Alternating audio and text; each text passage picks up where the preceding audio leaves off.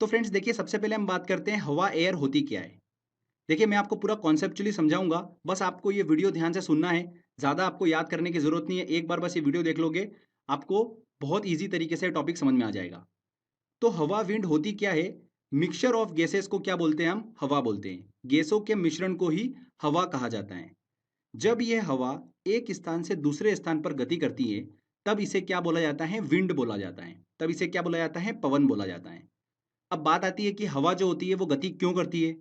तो देखिए, pressure difference के कारण हवा जो होती है वो गति करती है। जब भी वातावरण में प्रेशर डिफरेंस होगा, तब हवा जो होगी वो गति करेगी। अब एक चीज ध्यान रखिएगा, वायु मतलब हवा का एक नियम होता है कि वायु हमेशा हाई प्रेशर से लो प्रेशर की ओर गति करती है। ओके, हाई प्रेशर से लो प्रेशर की ओर गति करती है हवा।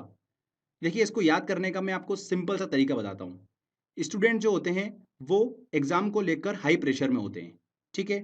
तो वो हाई प्रेशर की कंडीशन में क्या करते हैं? अपने फ्रेंड्स से बातचीत करेंगे या फिर अपने पेरेंट्स से बातचीत करेंगे। तो वो क्या करते हैं? हाई प्रेशर से लो प्रेशर में जाने की कोशिश करते हैं कि मेरा प्रेशर थोड़ा सा रिलीज हो जाए। मैं अपने फ्रेंड सर्कल से एक बार बातचीत कर लेता हूँ तो मेरा प्रेशर जो होगा वो रिलीज हो जाएगा।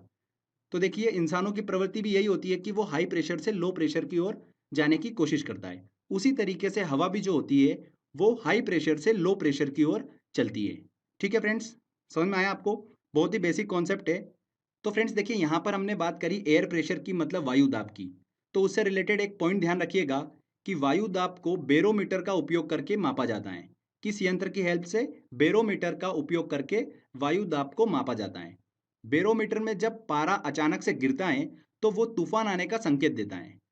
जब पारा धीरे धीरे बैरोमीटर में बढ़ने लगता है, तब वह प्रति चक्रवात मतलब एंटी साइक्लोन का संकेत देता है। ठीक है, मतलब मौसम साफ होने वाला है। ये हम आगे समझेंगे। अभी बस इतना ध्यान रखिए कि बैरोमीटर में जब भी पारा धीरे धीरे बढ़ता है तो वो साफ मौसम का संकेत देता है। और जब पारा अचानक से गिर कर फिर धीरे धीरे बढ़ता है तो वो बारिश का संकेत देता है। Clear friends? तो बस ध्यान रखिएगा, वायु दाब को बैरोमीटर की सहायता से मापा जाता है। साथ ही फ्रेंड ध्यान रखिएगा, हवा का एक और कैरेक्टरिस्टिक्स होता है कि जब हवा जो होती है वो गर्म हो जाती है, तब वो गर्म होने के बाद हल्की हो जाती है और धीरे धीरे जो है हवा ऊपर उठने लगती है। वायु गर्म होने पर हल्की होकर धीरे धीरे ऊपर उठने लगती हैं। आगे देखिए फ्रेंड, यहाँ पर हम प्रेशर की बात कर रहे हैं। तो देखिए, प्रेशर का एक रिलेशन होता है टेम्परेचर से, उसको आपको पता होना चाहिए। प्रेशर जो होता है वो टेम्परेचर के इन्वर्स होता है। जब भी प्रेशर बढ़ेगा तब टेम्परेचर कम हो जाता है, जब भी प्रेशर कम होगा तब टेम्परेचर बढ़ जाता है। ठीक है, ये इन्वर्स रिलेशन होता है दोनों के बीच में। देखिए, यूपीपीसीएस 2015 में इससे रिलेटेड एक क्वेश्चन पूछा था कि पृथ्वी पर वायुदाब कम कब होता है। तो पृथ्वी पर वायुदाब मतलब एयर प्रेशर कम कब होगा? प्रेशर को कम करना मतलब टेम्परेचर बढ़ेगा। मतलब ग्रीष्म ऋतु में टेम्परेचर बढ़ता है। तो ग्रीष्म ऋतु में पृथ्वी पर वायुदाब जो होता है वो कम होता है। बेसिक कॉन्सेप्ट से देखिए क्वेश्चन यहाँ पर एग्जाम में पूछ लेते हैं, तो ध्यान रखिएगा इस चीज को। तो ये हमने देखिए बात करी हवा के कैरेक्टरिस्टिक्स की। आई होप आपको समझ में आया होगा। अब देखिए फ्रेंड्स, हम आगे बात करते हैं कि चक्रवात होता क्या है, साइक्लोन क्या होता है और इसकी उत्पत्ति कैसे होती है। ठीक है, तो इसकी डेफिनेशन हम बाद में डिस्कस करेंगे। पहले देखिए हम बात करते हैं कि इसकी उत्पत्ति कैसे होती है। तो देखिए फ्रेंड्स, पृथ्वी जब सूर्य के प्रकाश के कारण गर्म हो जाती है, तब पृथ्वी पर मौजूद वायु जो है वो गर्म हो जाती है। और गर्म होने के बाद देखिए वायु क्या हो जाती है? हल्की हो जाती है और ऊपर उठने लगती है। जब वायु ऊपर की ओर उठ जाती है, तब वहां पर देखिए निम्न दाब का एक क्षेत्र बन जाता है, जो रिक्त स्थान बन जाता है। ठीक है, जो स्पेस क्रिएट हो जाता है, वहां पर देखिए निम्न दाब का एक क्षेत्र बन जाता है। लो प्रेशर सेंटर जो है वहां पर जनरेट हो जाता है। तब देखिए जो आसपास की हाई प्रेशर वाली जो हवा है वो निम्न दाब की ओर गति करने लगती है। जब भी प्रेशर डिफरेंस होगा, हवा जो होगी वो गति करेगी, हमने पढ़ रखा है। ठीक है ना फ्रेंड्स? तो हाई प्रेशर से लो प्रेशर की ओर हवा जो है वो गति करने लगती है। अब एक चीज ध्यान रखिएगा, हवा जो होती है वो सीधे हाई प्रेशर से लो प्रेशर की ओर गति नहीं करती है। देखिए फ्रेंड्स, यहाँ पर एक कॉन्सेप्ट है। पृथ्वी की घूर्णन गति के कारण, जो पृथ्वी अपने अक्ष पर घूमती है उसके कारण देखिए कोरियोलिसिस बल जो है वो क्रिएट होता है। और वो बल जो होता है वो वायु को क्या करता है? चक्रीय गति प्रदान करता है। ओके फ्रेंड्स, इसलिए वायु जो है हाई प्रेशर से लो प्रेशर की ओर जाने पर चक्करदार मार्ग पर गति करने लगती है, जिसे ही हम क्या बोलते हैं? चक्रवात कहते हैं। सिंपल सी बात है, देखिए नाम से स्पष्ट हो रहा है। ठीक है, चक्करदार हवाएं मतलब चक्रवात। क्लियर? तो आपको यहाँ पर देखिए समझ में आया होगा कि चक्रवात के सेंटर में जो है वहां पर निम्न दाब का क्षेत्र होता है, और बाहर की ओर जो होता है वो हाई प्रेशर का होता है, क्योंकि हाई प्रेशर से लो प्रेशर की ओर हवाएं जो है वो गति करती है। समझ में आया आपको? बहुत ही सिंपल कॉन्सेप्ट है। चक्रवात के सेंटर में लो प्रेशर है, बाहर की ओर हाई प्रेशर है। लो प्रेशर क्यों क्रिएट हुआ? देखिए यहाँ पर सूर्य के प्रकाश के कारण पृथ्वी पर मौजूद वायु गर्म होकर ऊपर उठने लगती है। तब आसपास की जो ठंडी हवाएं हैं, मतलब हाई प्रेशर वाली जो हवाएं हैं, वो लो प्रेशर की ओर गति करने लगती है। ठीक है, इसलिए चक्रवात के सेंटर में लो प्रेशर होता है और आसपास जो होता है वहां पर हाई प्रेशर होता है। ठीक है फ्रेंड्स, बहुत ही क्लियर है। एसएससी में क्वेश्चन यहाँ से पूछ लिया गया था, इस चीज को ध्यान रखिएगा। अब देखिए यहाँ पर हमने एक फोर्स की बात करी, कोरियोलिसिस बल। ठीक है, कोरियोलिसिस फोर्स ये क्या होता है? बहुत ही इंपॉर्टेंट कॉन्सेप्ट है इसका, ध्यान से समझिएगा। यहाँ से भी एग्जाम में क्वेश्चन पूछा गया था। देखिए, पृथ्वी जैसा कि आपको पता है कि अपने अक्ष पर घूर्णन करती है। इस घूर्णन के कारण वायु की दिशा में डिफ्लेक्शन मतलब विक्षेप देखने को मिलता है। सबसे पहले इस विक्षेप को, डिफ्लेक्शन का अध्ययन किसने करा था? जीजी कोरियोलिसिस ने किया था। इसलिए इस विक्षेपण फोर्स को, इस विक्षेपण बल को, डिफ्लेक्शन को क्या कहा गया? कोरियोलिसिस बल कहा गया। अब देखिए फ्रेंड्स, जीजी कोरियोलिसिस ने क्या देखा? जो हमारी पृथ्वी है वो उत्तरी गोलार्ध और दक्षिणी गोलार्ध में बटी हुई है। ठीक है, पहले भी हम डिस्कस कर चुके हैं। तो उत्तरी गोलार्ध में गतिशील वस्तु जो होती है, जैसे कि पवन, पक्षी, मिसाइल, गोली, ये सब जो गतिशील वस्तु होती है, इस बल के प्रभाव के कारण राइट साइड मुड़ जाती है, मतलब अपने दाएं की तरफ में मुड़ जाती है, और दक्षिणी गोलार्ध में वो लेफ्ट साइड को मुड़ जाती है।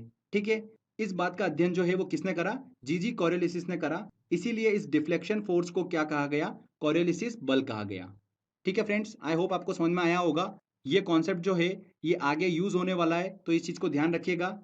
उत्तरी गोलार्ध में गतिशील वस्तु जो है इस बल के प्रभाव के कारण अपने राइट साइड की ओर मुड़ जाती है, और दक्षिणी गोलार्ध में लेफ्ट साइड की ओर मुड़ जाती है। आगे जो हम डिस्कस करने वाले हैं कि चक्रवात में हवा की डायरेक्शन क्या होती है, एंटी साइक्लोन में हवा की डायरेक्शन क्या होती है, वो बड़ी आसानी से आप निकाल पाएंगे अगर आपको ये कॉन्सेप्ट क्लियर होगा तो ये हमने समझ लिया चक्रवात क्या होता है, इसकी उत्पत्ति कैसे होती है। ठीक है, आगे अब बात करते हैं चक्रवात के प्रकारों की। तो देखिए फ्रेंड्स, चक्रवात के दो प्रकार होते हैं, एक होता है उष्णकटिबंधीय चक्रवात और एक होता है शीतोष्ण चक्रवात। ओके, ट्रॉपिकल साइक्लोन और टेम्परेट साइक्लोन। चलिए इनको हम समझ लेते हैं। तो देखिए, ये हमारी पृथ्वी है, इसके सेंटर में 0 डिग्री अक्षांश मतलब भूमध्य रेखा, जिसे इक्वेटर बोलते हैं। उत्तरी गोलार्ध में देखिए 23.5 डिग्री अक्षांश, जिसे कर्क रेखा बोलते हैं, ट्रॉपिक ऑफ कैंसर। दक्षिणी गोलार्ध में देखिए 23.5 डिग्री अक्षांश, इसे क्या बोलते हैं? मकर रेखा, ट्रॉपिक ऑफ कैप्रिकॉन। तो कर्क रेखा और मकर रेखा के बीच का जो क्षेत्र होता है, इसे ही हम क्या बोलते हैं? उष्णकटिबंधीय क्षेत्र बोलते हैं। ठीक है, अब देखिए फ्रेंड्स, उत्तरी गोलार्ध और दक्षिणी गोलार्ध में 23.5 डिग्री से लेकर 66.5 डिग्री तक जो क्षेत्र होता है उसे हम क्या बोलते हैं? शीतोष्ण कटिबंधीय क्षेत्र बोलते हैं। ओके, और देखिए फ्रेंड्स, 66.5 डिग्री से लेकर ध्रुव तक का जो एरिया होता है उसे हम क्या बोलते हैं? शीत कटिबंधीय क्षेत्र बोलते हैं। ठीक है फ्रेंड्स, पोल तक का जो एरिया होता है उसे हम क्या बोलते हैं? शीत कटिबंधीय क्षेत्र बोलते हैं। अब देखिए, उष्ण कटिबंधीय चक्रवात और शीतोष्ण कटिबंधीय चक्रवात किसे बोलेंगे? बहुत ही सिंपल है, वे चक्रवात जो कर्क रेखा और मकर रेखा के बीच में मतलब उष्ण कटिबंधीय क्षेत्र में पैदा होते हैं उसे क्या बोलते हैं? हम उष्ण कटिबंधीय चक्रवात कहते हैं। 35 डिग्री से लेकर 65 डिग्री अक्षांशों के बीच आने वाले चक्रवातों को क्या बोलते हैं? शीतोष्ण कटिबंधीय चक्रवात कहते हैं। बहुत ही सिंपल है, शीतोष्ण कटिबंधीय क्षेत्र में आने वाले चक्रवातों को क्या बोलते हैं? शीतोष्ण कटिबंधीय चक्रवात कहते हैं, 35 डिग्री से लेकर 65 डिग्री अक्षांशों के बीच में। ठीक है, उत्तरी गोलार्ध और दक्षिणी गोलार्ध दोनों में। आगे देखिए फ्रेंड्स, हम बात करते हैं कि चक्रवात के दौरान वायु की दिशा जो होती है वो क्या होती है। यहां से भी एग्जाम में देखिए क्वेश्चन बन जाता है, काफी इंपॉर्टेंट है। यहाँ पर देखिए, जो मैंने आपको कॉन्सेप्ट बताया था कोरियोलिसिस बल का, वो यहाँ पर यूज होने वाला है। जीजी कोरियोलिसिस ने देखिए क्या बोला था कि जब भी हवा उत्तरी गोलार्ध में हाई प्रेशर से लो प्रेशर की ओर गति करती है तो वो अपने राइट साइड मतलब दाएं तरफ की ओर मुड़ जाती है। ठीक है फ्रेंड्स, मतलब उसमें डिफ्लेक्शन देखा जाता है राइट साइड की ओर। तो देखिए यहाँ पर राइट साइड की ओर हवा जो होती है वो मुड़ जाती है। अब देखिए इस सर्कल को आप पूरा करिए, तो देखिए ये क्या बना यहाँ पर? घड़ी की सुई के विपरीत डायरेक्शन में, मतलब उत्तरी गोलार्ध में चक्रवात के दौरान हवा की जो डायरेक्शन होगी वो घड़ी की सुई के विपरीत होती है। समझ में आया आपको? ऐसे ही देखिए दक्षिणी गोलार्ध में बात करते हैं, कोरोलिसिस बल के कारण हवा जो होती है वो लेफ्ट की ओर मुड़ जाती है। ठीक है, हाई प्रेशर से लो प्रेशर की तरफ चक्रवात के दौरान हवा जब जाती है तब वो सीधे जाने की बजाय अपने लेफ्ट की ओर थोड़ा सा मुड़ जाती है, उसमें लेफ्ट की ओर विक्षेपण देखने को मिलता है। तो देखिए फ्रेंड्स, अब इस सर्कल को आप कंप्लीट करिए, तो घड़ी की सुई के देखिए दिशा में ये हमारा कंप्लीट होता है। मतलब दक्षिणी गोलार्ध में चक्रवात के दौरान हवा की जो डायरेक्शन होगी घड़ी के सुई के अनुकूल होगी। क्लियर? बहुत ही इंपॉर्टेंट है ये। आई होप आपको समझ में आया होगा। कुछ भी डायरेक्शन आपको याद करने की ज़रूरत नहीं है। अगर आपको बेसिक कॉन्सेप्ट पता है कोरिलेसिस बल का, तो आप बहुत ही आसानी से निकाल पाएंगे। आगे फ्रेंड्स हम बात करते हैं विश्व के प्रमुख चक्रवातों के नाम की। तो देखिए फ्रेंड्स, भारत के आसपास समुद्री क्षेत्र में जो चक्रवात आते हैं उसे क्या बोलते हैं हम? साइक्लोन, मतलब नॉर्मली चक्रवात के नाम से जानते हैं। ऑस्ट्रेलिया के देखिए उत्तर पश्चिमी क्षेत्र में जो चक्रवात आते हैं उसे क्या बोला जाता है? विली विली के नाम से जाना जाता है। किस नाम से? विली विली के नाम से जाना जाता है। वेरी वेरी इंपॉर्टेंट है। चीन और जापान के देखिए पास समुद्री क्षेत्र में जो चक्रवात आता है उसे क्या बोलते हैं? टाइफून के नाम से जाना जाता है। किस नाम से जाना जाता है? टाइफून के नाम से जाना जाता है। अब देखिए फ्रेंड्स, आगे हम एक और चक्रवात पढ़ने वाले हैं, टॉर्नेडो और टाइफून। इसमें देखिए स्टूडेंट जो है वो अक्सर कंफ्यूज जाते हैं। तो टाइफून को लेकर मैं आपको एक ट्रिक बता देता हूँ। ऐसा ध्यान रखिएगा कि जापान और चीन में आपने देखा होगा कि बहुत सारे बिजनेसमैन रहते हैं। ठीक है, बिजनेस करते हैं। चाइना जो है पूरा भारत में बिजनेस करता है। तो देखा होगा अपने बिजनेसमैन को, वो अक्सर टाई लगा के रखते हैं। तो देखिए फ्रेंड, टाई कौन लगाता है? चाइना में बिजनेसमैन लगाते हैं। तो बस टाई से क्या बन जाएगा? टाइफून। टाई जहां पर भी वर्ड आएगा आपके दिमाग में चाइना आ जाएगा, तो आप कभी भी गलत आंसर नहीं टिक करके आएंगे। तो चीन के पास समुद्री क्षेत्र में जो चक्रवात आता है उसे क्या बोलते हैं? टाइफून के नाम से जाना जाता है।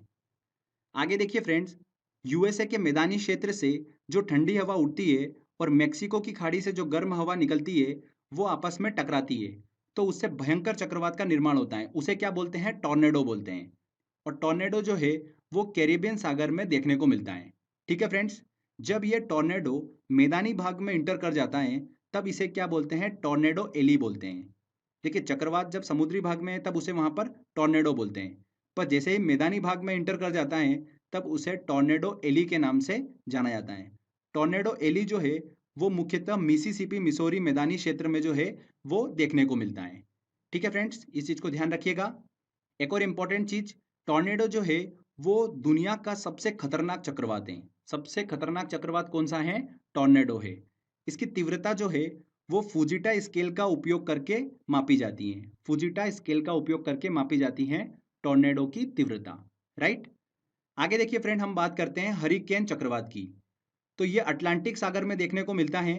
मैक्सिको, फ्लोरिडा, वेस्ट इंडीज के तटीय क्षेत्रों में नॉर्मली हरिकेन चक्रवात जो है वो देखने को मिलता है। तो फ्रेंड्स, ये नाम जरूर ध्यान रखिएगा आप। एक और इम्पॉर्टेंट चीज, हरिकेन की जो तीव्रता है वो सेफिर सिम्पसन स्केल से मापी जाती है। किससे मापी जाती है? सेफिर सिम्पसन स्केल से। ओके। हरिकेन प्रायः 1 जून से लेकर 30 नवंबर तक देखने को मिलते हैं। तो फ्रेंड्स, ये देखिए विश्व के प्रमुख चक्रवातों के नाम हमने डिस्कस करे कि चक्रवातों को किस एरिया में किस नाम से जाना जाता है। ओके। आगे बात करते हैं फ्रेंड्स हम प्रति चक्रवात मतलब एंटी साइक्लोन की। बहुत ही सिंपल है, जैसा कि नाम से स्पष्ट है, साइक्लोन का उल्टा। मतलब देखिए, चक्रवात के सेंटर में हमने बात करी थी कि लो प्रेशर होता है और आसपास जो होता है वो हाई प्रेशर होता है। अगर हम प्रति चक्रवात की बात करेंगे तो यहाँ पर सेंटर में हाई प्रेशर होता है और आसपास जो होता है वो लो प्रेशर होता है। तो हवाएं जो है वो हाई प्रेशर से लो प्रेशर की ओर जाती है। मतलब प्रति चक्रवात में हवाएं जो है वो फैलती हुई हमको दिखाई देती हैं। प्रति चक्रवातों में मौसम जो होता है वो पूरी तरीके से साफ होता है। जबकि चक्रवातों में क्या होता है? चक्रवातों के दौरान तेज मूसलाधार बारिश जो है वो हमको देखने को मिलती है। अच्छा, एक इंपॉर्टेंट चीज और ध्यान रखिएगा यहाँ पर, चक्रवातों के दौरान जो तेज वर्षा होती है उसे हम क्या बोलते हैं? फ्रंटल रेन बोलते हैं। क्या बोलते हैं? फ्रंटल रेन बोलते हैं। मतलब वाताग्र वर्षा जो है उसे कहा जाता है। साइक्लोन का जो सेंटर होता है, चक्रवात का जो केंद्र होता है, उसे चक्रवात की आंख कहा जाता है, जो कि वर्षा रहित क्षेत्र होता है। वहां पर वर्षा नहीं होती है उसके सेंटर में। ठीक है, तो ये हमने डिस्कस करा फ्रेंड्स प्रति चक्रवात क्या होता है। अगर प्रति चक्रवात में देखिए हवा की डायरेक्शन की बात करें हम, तो बहुत ही सिंपल है। चक्रवात का जस्ट आपको उल्टा करना है। उत्तरी गोलार्ध में और दक्षिणी गोलार्ध में हवा की डायरेक्शन क्या होगी, अब बिल्कुल आसानी से आप निकाल सकते हैं। ओके। आगे देखिए फ्रेंड्स, कुछ इंपॉर्टेंट पॉइंट्स और मैं डिस्कस करूंगा, उसके बाद हम टेस्ट की ओर चलेंगे। तो देखिए, उत्तर पश्चिम प्रशांत सागर जो है वो सबसे ज़्यादा एक्टिव बेसिन है चक्रवात के लिए। वहाँ पर सबसे ज़्यादा विश्व के चक्रवात जो है वो जन्म लेते हैं। कहाँ पर? उत्तर पश्चिम प्रशांत सागर में। इसके बाद देखिए, उष्णकटिबंधीय क्षेत्रों में जो दक्षिण अटलांटिक सागर है और दक्षिणी पूर्वी प्रशांत क्षेत्र है, इसमें चक्रवातों की उत्पत्ति नहीं होती है। क्यों नहीं होती है? तो ध्यान रखिएगा, सी की जो सरफेस होती है वो बहुत ही ज़्यादा ठंडी होती है, मतलब उसका टेम्परेचर जो होता है वो बहुत ज़्यादा कम होता है, मतलब प्रेशर यहाँ पर ज़्यादा होगा।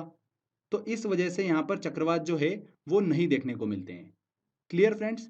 उष्णकटिबंधीय क्षेत्र में ध्यान रखिएगा, दक्षिणी अटलांटिक सागर और दक्षिणी पूर्वी प्रशांत क्षेत्रों में चक्रवात जो है प्रायः उत्पन्न नहीं होते हैं। इसके बाद देखिए, चक्रवातों की शक्ति का मापन जो है वो किस स्केल पे किया जाता है? तो ध्यान रखिएगा, टी स्केल पर चक्रवातों की शक्ति का मापन जो है वो किया जाता है। तो फ्रेंड्स देखिए, यहाँ पर हमारा ये चक्रवात और प्रति चक्रवात मतलब साइक्लोन और एंटी साइक्लोन वाला थ्योरी सेक्शन कंप्लीट होता है। आई होप आपको समझ में आया होगा।